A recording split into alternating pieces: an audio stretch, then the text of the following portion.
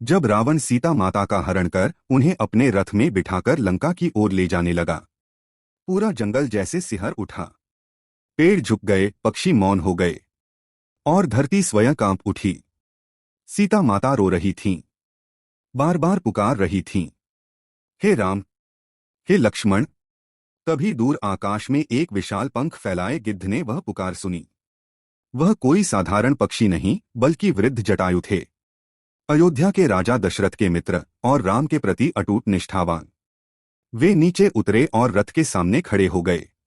गर्जन भरे स्वर में बोले, रावण, रुक जा।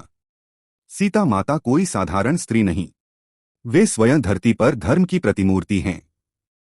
उन्हें बलपूर्वक ले जाना अधर्म है।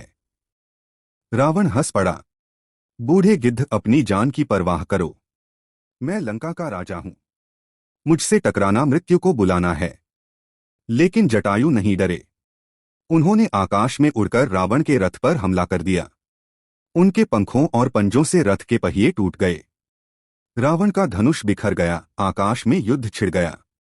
सीता माता ने आंसू भरी आंखों से जटायु की ओर देखा। उनमें उम्मीद की एक किरण थी, पर रावण मायावी था। उसने अपनी तलवार निकाली और जटायु के पंख काट दिए। जटायु घायल होकर धरती पर गिर पड़े। उनका शरीर लहूलुहान था, लेकिन होठों पर बस एक ही नाम, राम। रावण सीता माता को लेकर तेजी से लंका की ओर उड़ गया और पीछे रह गया धर्म का एक घायल प्रहरी। कुछ समय बाद जब श्री राम और लक्ष्मण सीता की खोज में उस मार्ग पर पहुंचे, तो उन्होंने देखा जटायु धरती पर पड़े हैं, प्राण निकलने को हैं। राम ने उन्हें अपनी गोद में उठा लिया। जटायु, यह किसने किया?